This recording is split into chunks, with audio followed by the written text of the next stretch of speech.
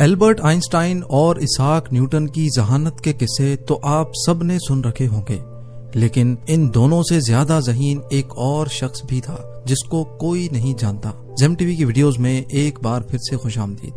Einstein اور Newton کی عقل مندی اور کارناموں سے تو سب واقف ہیں، لیکن آپ یہ جان کر حیران رہ جائیں گے کہ ایک شخص ایسا بھی ہے جس کا آئی کیو ان دونوں سے بہت زیادہ ہے، مگر وہ گمنام ہے۔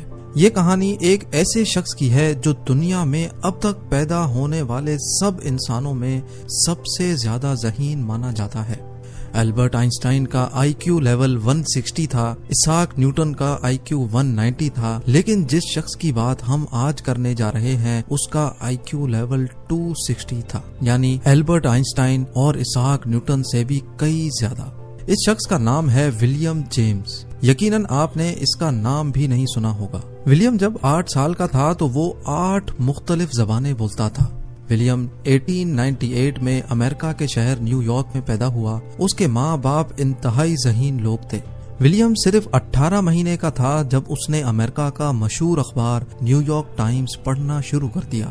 8 سال کی عمر میں ولیم 8 مختلف زبانیں بولتا تھا جو اس نے خود اپنی مدد آپ کے تحت سیکھی تھی۔ صرف یہی نہیں بلکہ ولیم نے چھوٹی سی عمر میں ہی اپنی ایک زبان تخلیق کی جس کو اس نے وینڈرگوڈ کا نام دیا۔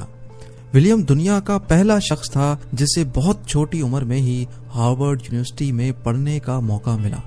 ولیم کو ہارورڈ یونیورسٹی میں 1909 میں 11 سال کی عمر میں پڑھنے کا موقع ملا۔ صرف 1 سال بعد یعنی 1910 میں ولیم اپنے استاد کو میتھس پڑھایا کرتا تھا۔ اس چھوٹے سے بچے کی ذہانت دیکھ کر اس کو چائلڈ پروڈیجی کا خطاب دیا گیا، یعنی یہ ایک ایسا بچہ تھا جس میں اپنی عمر سے بہت زیادہ صلاحیت موجود تھی۔ ولیم نے 16 سال کی عمر میں کالج کی ڈگری مکمل کر لی۔ اس کی اعلیٰ صلاحیتوں کی بنا پر یہ چھوٹی عمر میں ہی بہت مشہور ہو گیا، لیکن ولیم کو مشہور ہونے کا بالکل شوق نہیں تھا۔ وہ لوگوں سے دور اکیلا رہنا چاہتا تھا۔ اس کے لیے سب سے اچھی زندگی وہ تھی جس میں اس کا کسی کے ساتھ رابطہ نہ ہو۔ ایک موقع پر ولیم نے ایسا بھی کہا کہ وہ کبھی شادی نہیں کرنا چاہتا۔ ولیم کے والد نے بہت کوشش کی کہ وہ اور زیادہ پڑھائی کرے کیونکہ انہیں معلوم تھا کہ ولیم میں کچھ خاص ضرور ہے۔ جیسے جیسے ولیم بڑا ہوا اس نے اپنے والد کی مرضی پر چلنا چھوڑ دیا۔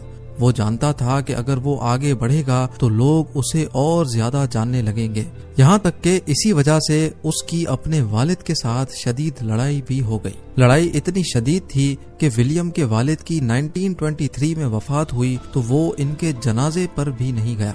گمنام رہنے کے لیے ولیم نے چھوٹی موٹی نوکریاں کی، لیکن اکثر ایسا ہوتا تھا کہ لوگ اسے پھر بھی پہچان لیتے تھے۔ وہی لوگ جو اس سے پیار کرتے تھے اور اس کے بارے میں اچھی باتیں لکھتے تھے اب اس کے خلاف لکھنا شروع ہو گئے۔ ولیم نے ورلڈ وار 1 میں جنگ کے خلاف آواز اٹھائی جس کے نتیجے میں اسے 18 مہینے کی قید ہوئی، لیکن اس کے خاندان والوں نے اس کی بیل کروا لی۔ ولیم نے اپنی زندگی کا بقیہ حصہ تنہائی میں گزارا۔ اس کا اپنی فیملی کے ساتھ بھی کوئی رابطہ نہیں تھا، یہاں تک کہ اس نے اپنا پیٹ پالنے کے لیے لوگوں کے چھوٹے موٹے کام تک کیے۔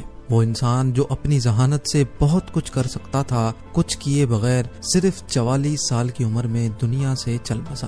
اس طرح ولیم کا قصہ تمام ہوا اور لوگ اسے بھول گئے۔